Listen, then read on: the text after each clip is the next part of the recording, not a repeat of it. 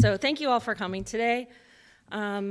It's exciting to be able to talk about a topic I have so much passion for, but I'm sure that many people here in the room have that same thing. So I wanted to find out, before I got too far into it, is anybody here actually interested in learning about how to advocate in the workplace? Are you looking for a job? Or do you have a job and you'd like to do better with asking for accommodations or moving forward? Okay, all right. That gives me an idea of where I need to go. Is anybody interested in just advocating on other goals in their life? Okay, good, all right. And we'll start off with the clicker of power. All right. So what is advocacy, generally? Okay, that doesn't start the way I thought it would. All right, sorry. Advocacy is a tool that citizens use in a democracy to bring about their improvements. As an individual, we have a power to control certain things, our language, our word choices, how we treat other people, deciding to question the way that we've been raised to think. But now we're going to talk about action. Advocacy is action. It's not sitting around and thinking about stuff. It's actually doing something about it, okay? It's a tool that in our democracy, we use to bring about changes. Change can only come about when awareness and action meet. So you really do need to do your homework. You need to talk to people about what it is that you're interested in changing. You might find out it's already been changed and you just didn't notice. You might find out that the person that you're trying to talk to is a local government official and the issue you have is federal and you're talking to the wrong person. You might decide to give all of your information to the secretary that you called in or the receptionist and then have to tell your story again to the person who can actually solve your problem. So there's some homework that needs to be done with advocacy and awareness of where you're going and what you're trying to accomplish. In the disability community, we started at, oh gosh, when did the the whole thing start? I wasn't going to say civil rights movement is really what we modeled things on in the 70s. And talking about independent living and independent living philosophy, my boss and colleague was able to talk about that earlier today. But the Center for Independent Living, where we work, is one of the things that came out of that. And just quickly, does anybody here know about CILs? Has anybody worked with one, a couple? All right, so before I go into all the advocacy, let's Center for Independent Living, we nicknamed CILs. We've got 17 across the state and 400 across the country. We have core philosophies and I wrote these down, but I'll go back to it anyway. And we work with any disability, any age, and my main job is to do advocacy and information and referral, two of the 5 philosophy cores.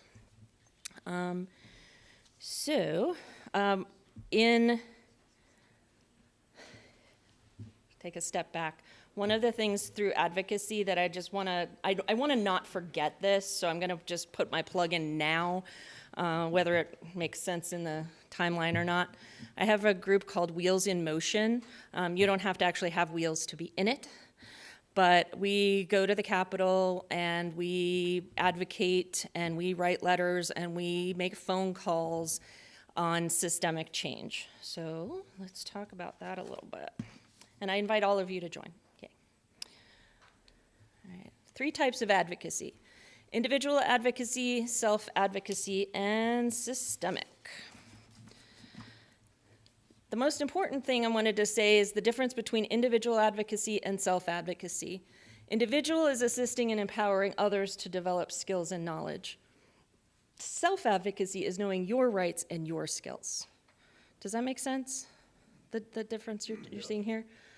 Because as an individual, you might be advocating for somebody in your life. You might be helping someone who is trying to navigate a government system or get the better health care or figure out the right piece of assistive technology for them to live their better life, but you're helping them to figure these things out. And in self-advocacy, you're using your voice. So I just want to caution anybody who is working on behalf of a family member or friend, remember when you're making these calls on their behalf that you include them. Even if they're not able to be on the phone speaking, maybe put them on speakerphone or include them in that conversation and watch how they react. Help them to understand who you're talking to and why. And move that self-advocacy forward. The other thing I get a lot is people don't use the name of the person that they're calling about. So it's my brother this or my mother that. Well, who are they? Tell me who this person is, okay?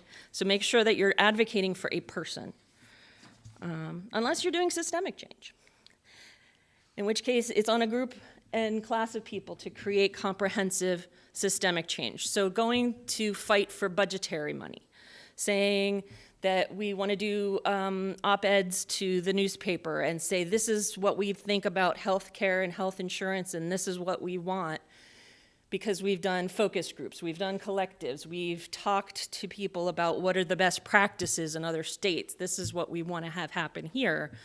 So going out and doing the systems advocacy, they find that this still, using a single person is the single most effective way to put a face on an issue and make sure that people are relating to it. You know, you say 700,000 people need this. They need independent living. They need funds to do that in their home. Yeah, I need that.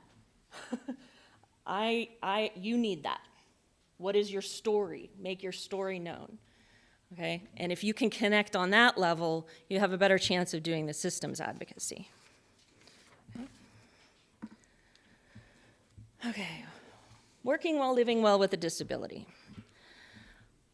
The main thing that it came down for me in disclosing my disability was, one, you can't see it. I have the luxury of having a hidden disease for now. I don't know how long that's going to last. I'm going to use it while I've got it. But trying to decide, do I tell or don't I tell, is 100% a personal decision, unless you have a reputation. So if I started advocating on behalf of multiple sclerosis and I start going around and saying these things, and all of a sudden my Facebook page is full of advocacy issues and I start being known, I can't hide that anymore. Or if I am physically, my good colleague Kathy is blind, and she said, well, there's no hiding that. You know, you look at my face and you see it.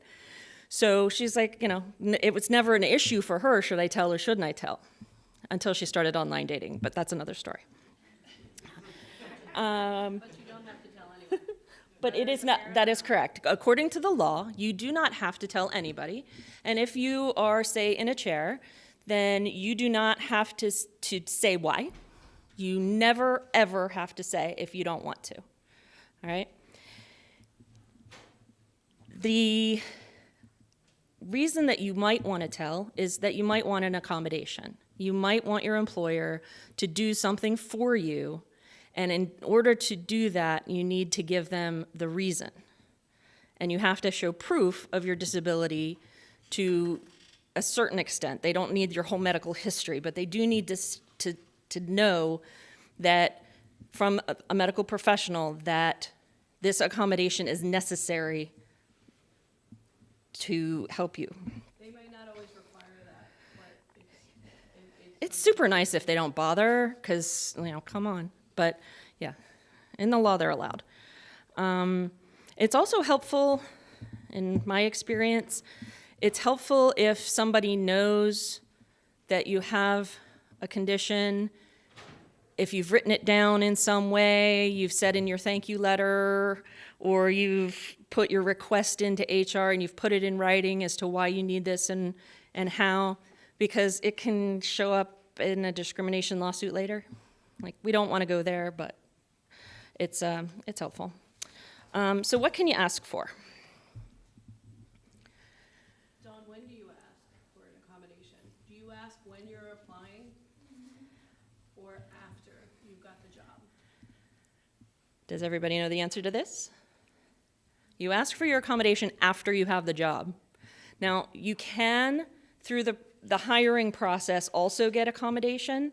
So for example, if they say this has to be, you have to apply online, and you are not able to do that, then you are allowed to ask for an accommodation.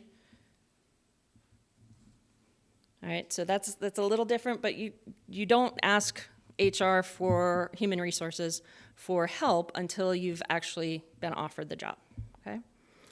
And one more thing, can I add? Yes. One more thing? Yes? That when you're applying for the job, they really can't ask you about your disability, but they can make sure, they can ask questions to identify if you are able to perform the essential functions of the job. That's the only thing that's really, the one thing that's very critical.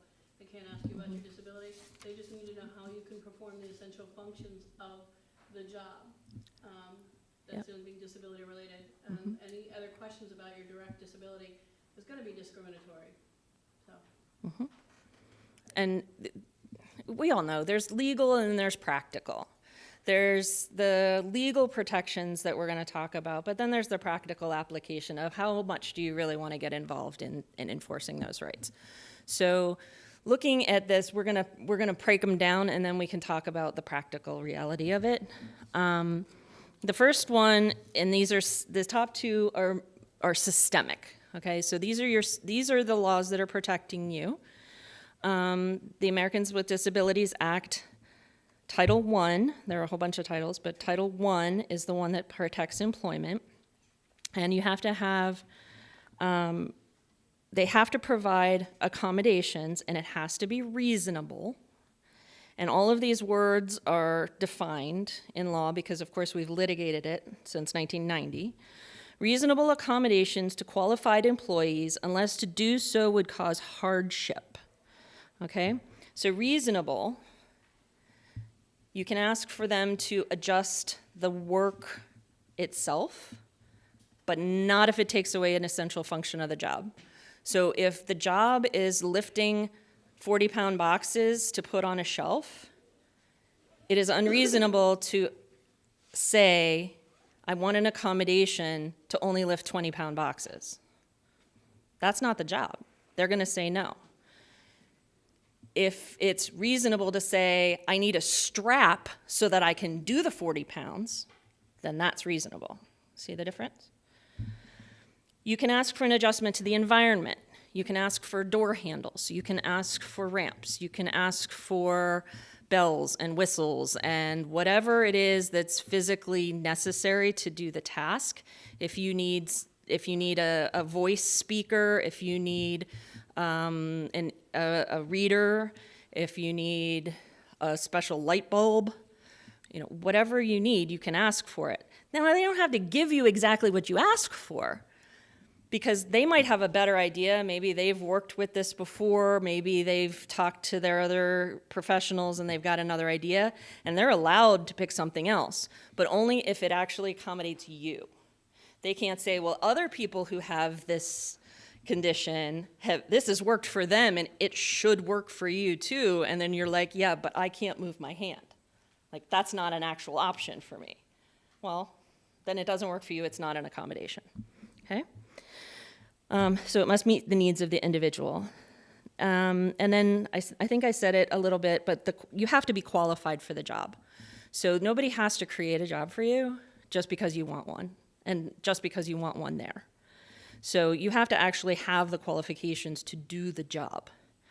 And you can talk to them about, well, I think I'm qualified based on this, this, this. Can you agree with that? But you're advocating for yourself at that point, trying to fit what you have into what they need.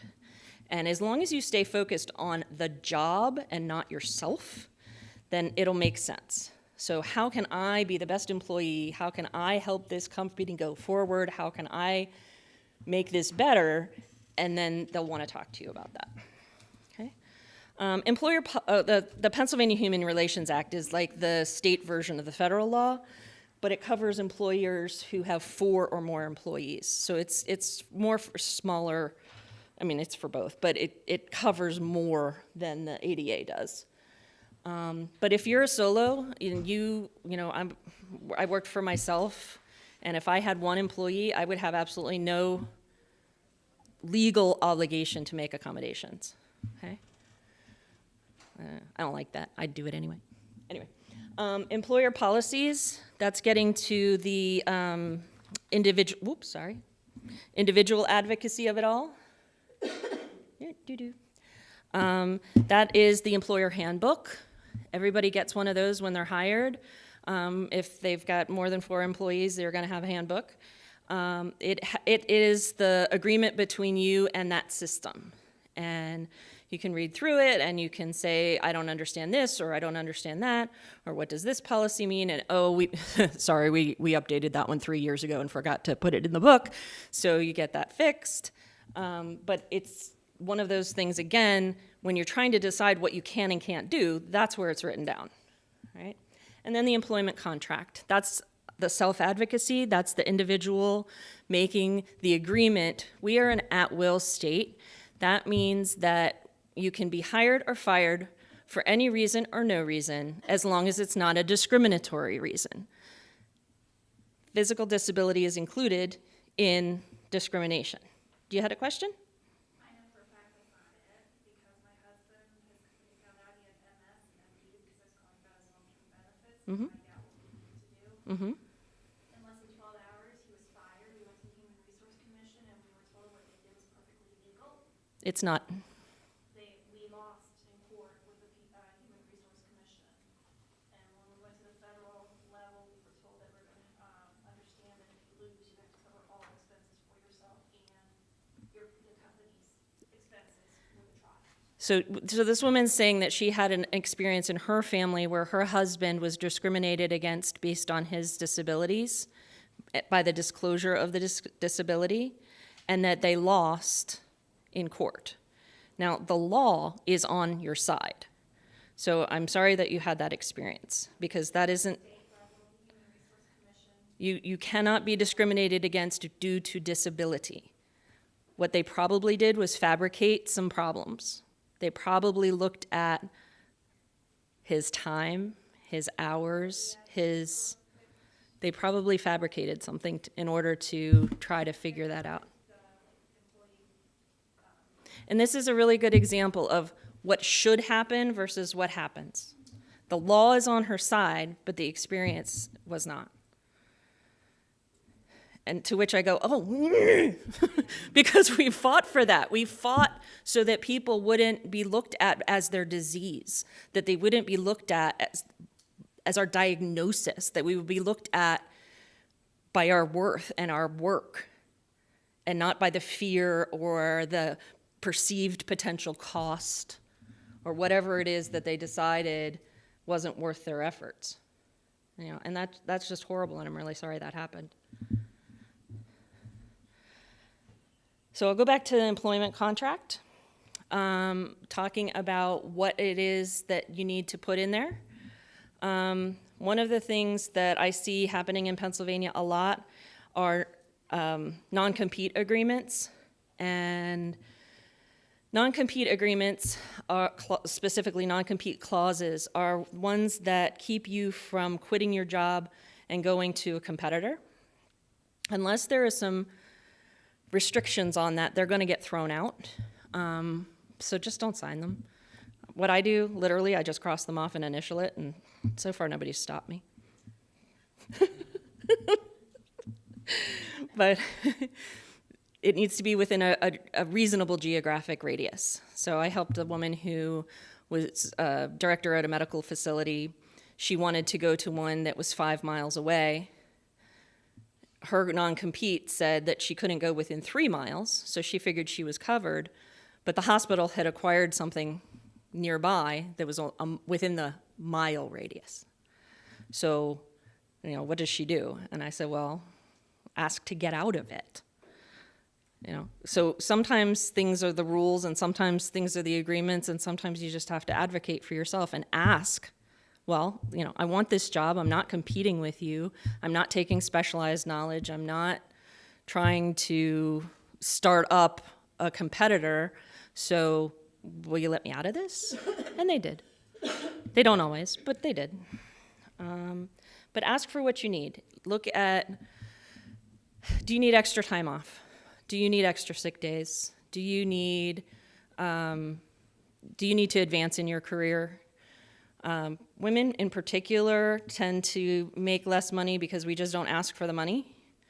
And the phrase that I use all the time that has worked is that the best we can do? You get to the end of the line, they say, no, no, no, no, no. And you say, okay, well, I need you to work with me on this so that we can have the best working relationship possible. Is that the best you can do? Is that the best we can do? That works when you go to yard sales too, by the way. Okay. All right. Practical thoughts. Is this your fight? Is the thing that you are advocating for actually going to impact you? Are you fighting for somebody else whose life is going to be impacted by it? Are you just really enjoying going on Facebook and making remarks? Maybe. It's kind of fun. But you need to know when you're in the fight, how far are you going to go and how much is it going to take out of you? Because it takes effort. It takes your time, it takes your brain, it takes your relationships. In order to make something move from where a legislator got an idea from a news article in another state to actually having a law, there's a really long road in between. And are you willing to take that road? Are you willing to make this your fight? We can't fight everything. I would very much like to, but I'm constantly reminded that I need to focus. And then what happens if you win or lose? I will give a real-world example, one I'm not particularly proud of, that I had an idea of what I thought a specific benefit was going to be. Turns out I was wrong. But I thought I heard and I thought I read that this was going to be the benefit.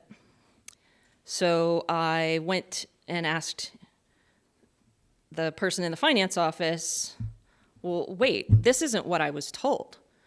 Well, this is what it is. Yeah, but that's not what I was told. But this is what it is. Yeah, but that is not what I want, and that is not what I was told.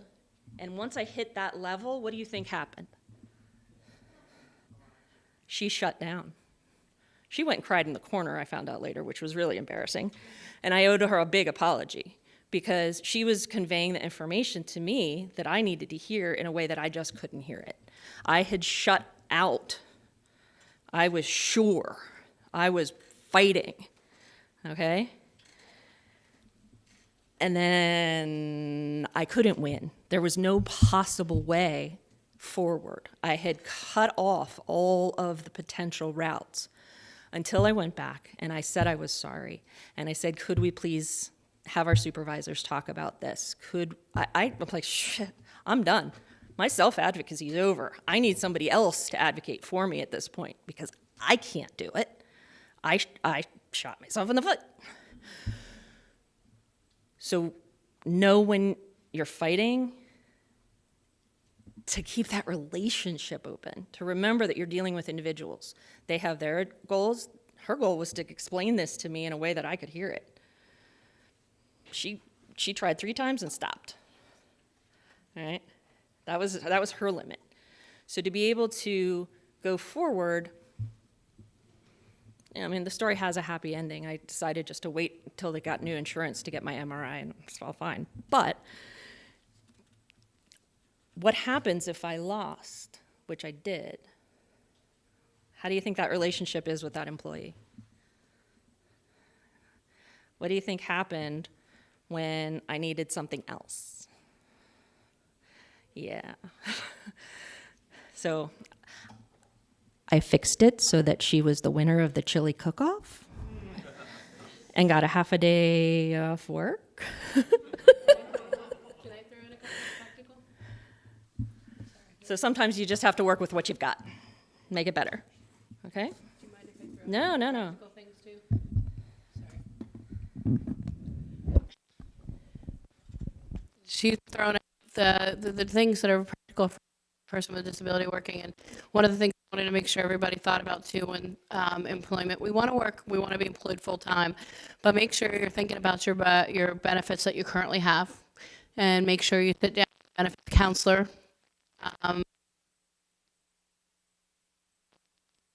Sorry, I'm throwing off their mic. Check. Sorry.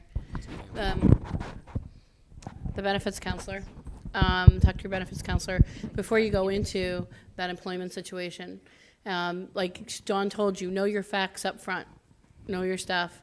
Make sure you've talked with your OVR counselor. Do you guys know who OVR is? Office of Vocational Rehabilitation. Make sure you connect with them. Make sure that they're your ally.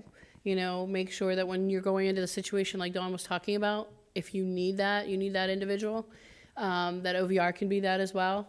And then making sure that if you're with the Center for Independent Living, you have Dawn on your side too. When you're trying to get a job, you need to have all those facts with you and all those services. Sorry. There you go. Make sure you have that. Yes, the office, does anybody here work with the Office of Vocational Rehabilitation? Got a couple. Can you, would you like to say anything about that? I can bring the mic over.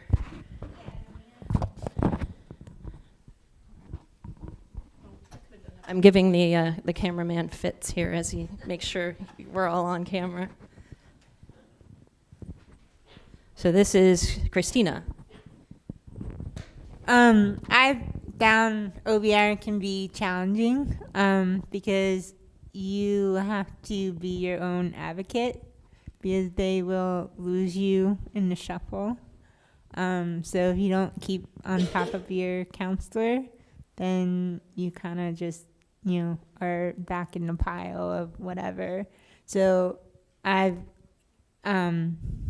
chair I got a year ago, and it's all paid for and everything, but it was just a matter of texting my counselor like every single time, being like, okay, what's going on, like where's what's going on with the chair, what's going on with this, the same with getting new hearing aids, and then I'm in the process of getting hopefully a new car, but she ended up on maternity leave, so I have no idea when she's coming back. But yeah, you have to be with OVR.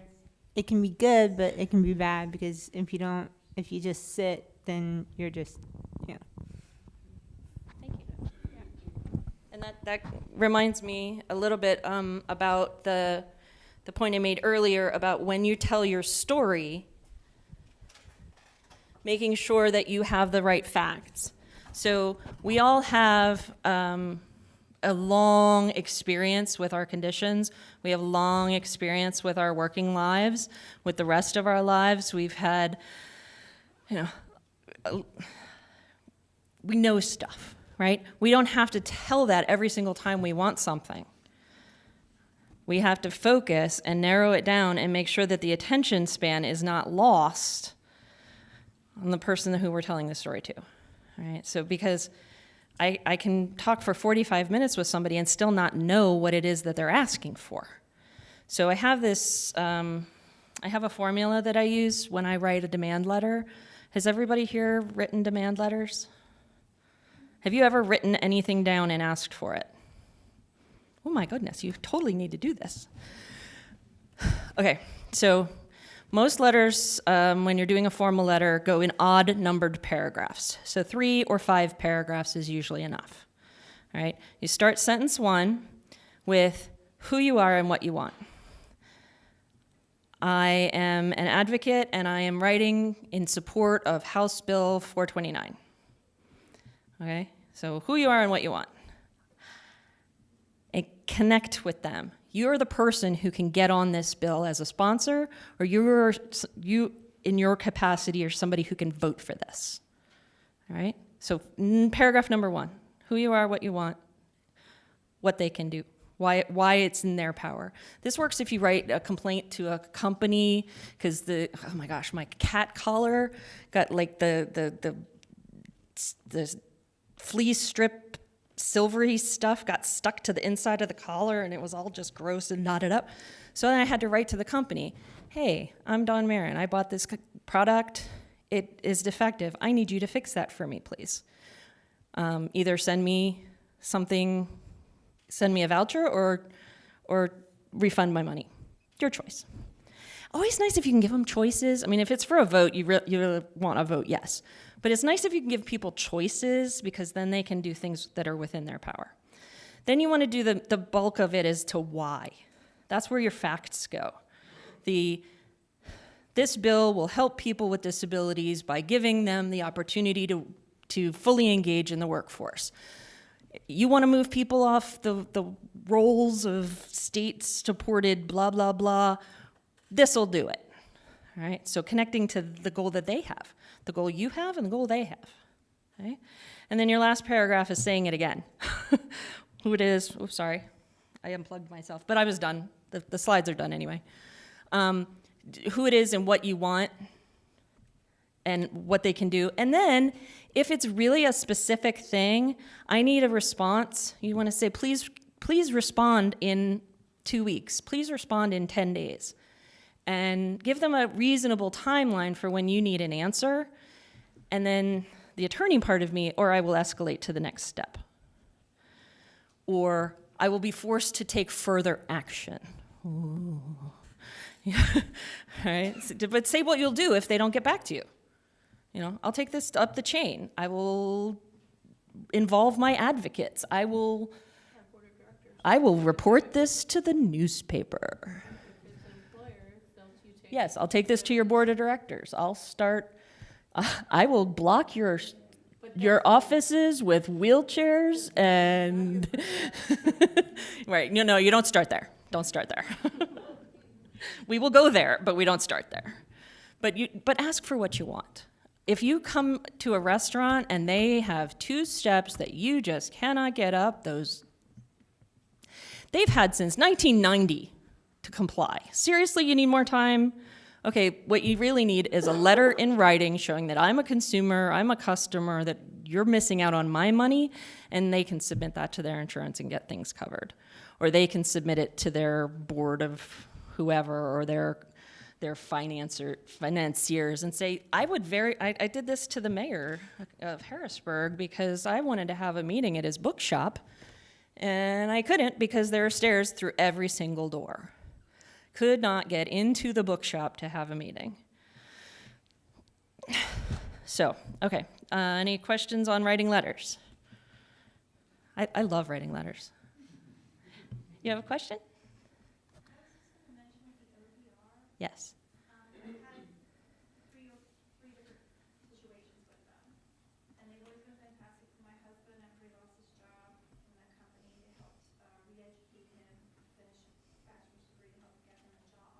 Mm-hmm. Now my girls, you can get them involved before you even graduate high school. That's a really good point. Office of Vocational Rehabilitation will do retraining, and they will also get involved with youth before they're graduated and in the workforce. They recommended that I give her a psyche eval, so that way whenever she goes to college, we have substantiated evidence as to Right, you want to make sure that you have the documentation you need in order to fight for the rights that you deserve, that you deserve. Yeah, and as this woman said earlier too, they can also pay for some of the supports necessary to get to the job, so the chairs and some of the tech equipment. So. They have something called post-employment services. And post-employment services are important after you're already employed, because if your boss says, we can't afford that accommodation, OVR may be able to provide those accommodations, they may be able to fund that. Yeah, so it's not just for people who are looking for work. That's a really good point. The post-job accommodation program. I brought a couple other handouts that I didn't send ahead of time and get lots of copies of, so I only have a few. But this one is the Job Accommodation Network. It's askjan.org. This one is specifically, it's an accommodation and compliance series for employees with muscular dystrophy. I have a whole bunch of those if you'd like. Or you can go onto the website, and it's good for any condition, any disability, any disease. They've got just everything, and it's broken down into what, like, specifically you can ask for. It's got lists. And then it's got a resource directory in the back as well, because I'm not an expert, but I like to be able to point you to the experts, okay? And then the other one is called Tech Owl, and it is from the Institute on Disabilities at Temple University. They allow you to borrow things to try them out before you buy for a couple of weeks. And they have a used equipment exchange. They help you hook up with free telephones. And then they also have a sister organization, PATF, that is the finance arm for things. So up to $6,000, you can get a no-interest loan, no fees, no interest. And then anything above that, I think it's up to approximately $30,000. So if you need to buy a van, that's a good place to go through. It's a 3.75% loan with no fees and no extra costs. So they just gave me these yesterday, so that's why I'm kind of like hot on that one. But if you need a new iPhone or an iPad or something in order to help you deal with your condition better, then that's available through here. All right. You had a question? Yeah, you said something, what you said about the handicap van type of thing. Yes. Okay, we live in Maryland, but I don't know if it applies anywhere else but Pennsylvania. I'm in the process of now, we have a handicap van that I bought Mm-hmm. 5 years ago. Mm-hmm. Okay, and when I bought it, it was 35,000 miles on it. Mhm. I've got 150,000. Mm-hmm. Okay. You've been traveling. I like it. Yeah, plus my work also. But the other thing is, it's getting to a point now where I need a new one, Mm-hmm. or I need to use one. Mm-hmm. The problem that I have right now is getting a down payment. Mm-hmm. So with that thing that you mentioned. Yes, they are very good with that. Yes. Okay, so let's get the contact number. Yes. Every state has a representative of, or a program that handles the Assistive Technology Act. PIAT and Temple, Pennsylvania Initiative on Assistive Technology, and PATF, Pennsylvania Assistive Technology Foundation, are sister organizations under the Tech Act. So every state has this Assistive Technology Act, so you have to find out who's handling it for your state. PIAT does it for Pennsylvania. Temple does it for Pennsylvania.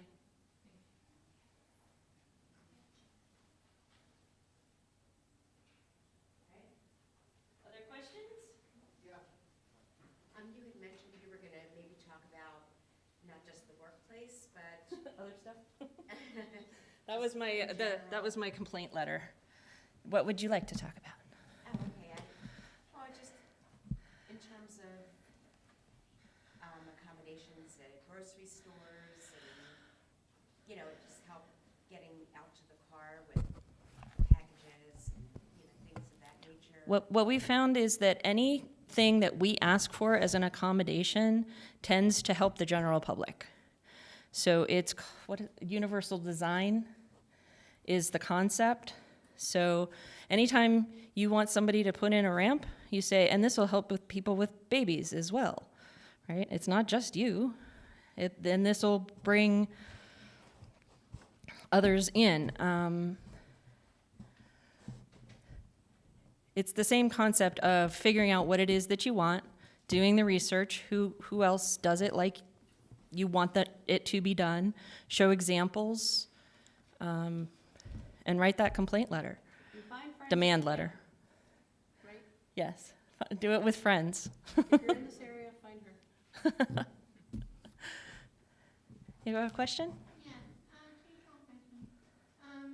When you talked about whether to reveal your disability Mm-hmm. before you even go to the interview, Mm-hmm. I had a horrible experience going for an interview at the Philadelphia Zoo, which I assumed was accessible, but the building where the marketing office was, I walked in there and they said, okay, follow me up to the second floor.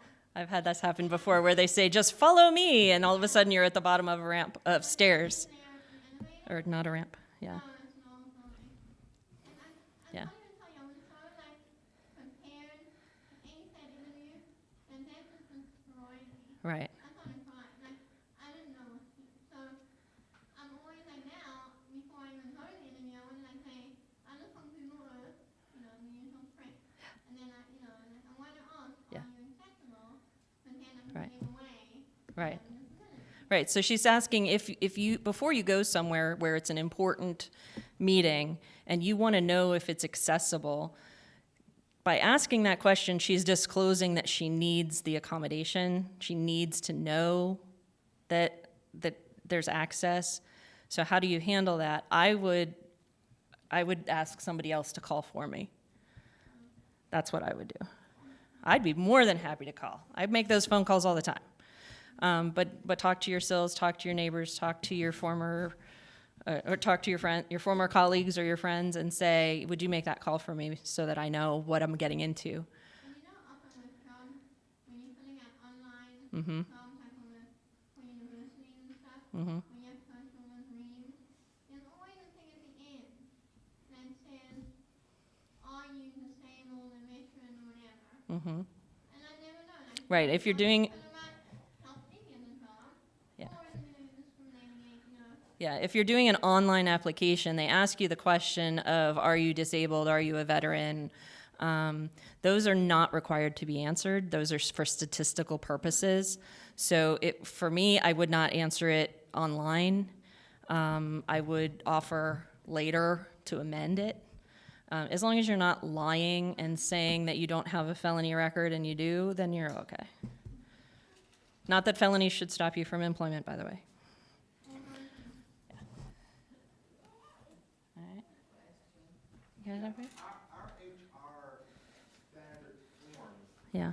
will ask about a disability. Mhm. But I notice in general, when I read contracts, the company always makes out the contract. And when you read the fine Mhm. print, it really doesn't represent your interests a lot.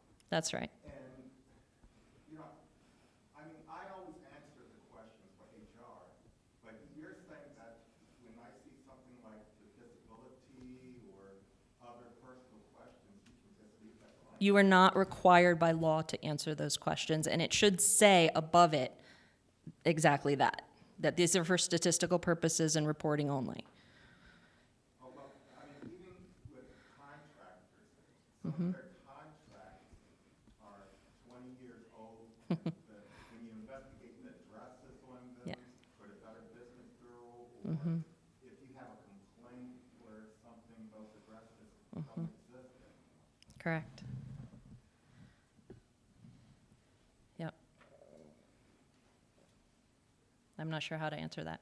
Yeah, I mean, I don't know, and then if you have to sign it, if they don't do the job, and almost every other company has the same type of contract. So I'll tell you what my contracts professor used to say. He would come up and he'd say, "This is our contract." He would go buy cars with cash, and he would say, "This is our contract. This blank piece of paper.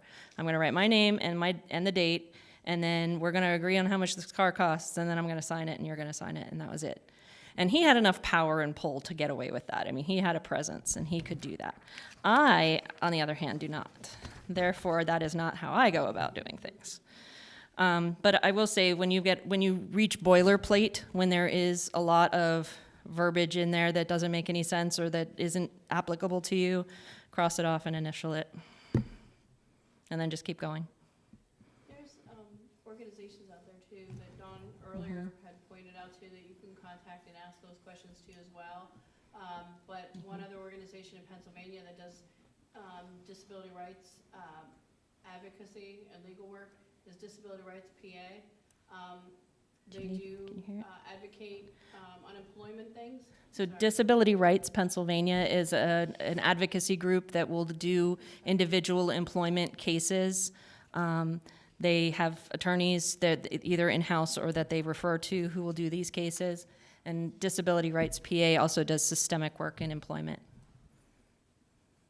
Another question? Have you ever tried anything like changing the law in Pennsylvania? Have I tried? Yes. I'm starting a project, and I have my husband's nurse psychologist Mhm. help. Mm-hmm. So the, Do you know the GPS locators yes, for like Alzheimer's dementia people? yes. They gave us one for my husband, but because it's considered a medical device, it's Mhm. covered under HIPAA. Mm-hmm. Now, if he gets lost, he has to have the wherewithal to press the button. Because by law, I can ask police officers, the attorney general, I could go everywhere. And they're not allowed to turn it on because my husband has the right to privacy. Mm-hmm. And my husband Right, and that is definitely. has a GPS locator. It is definitely where all the litigation stems from, is the intersection of one law and another. Because everybody, over here is thinking about this issue, and everybody over here is thinking about this issue, and they don't always think about how they overlap. So, yeah, that's unfortunate. But we can talk more about that later. If they were to say to start, like with congressmen or something. We'll talk. We'll talk. Only because they told me it was 10 minutes, 15 minutes ago. So, but I had my contact information up here. I have business cards. More than happy to talk to anybody about anything, because that's what we do. So thank you so much for listening. I hope that you heard something new. Did you hear something new? Sorry. I don't know how to hook it back up. Oh, no, sorry. Thank you, everybody. If you guys want to head out, our next breakout session will start in about 10 minutes. So you can look at your schedule to see the next three options that you have. And as I'm sure you all know, the restrooms are straight at the end of the hallway. Thank you.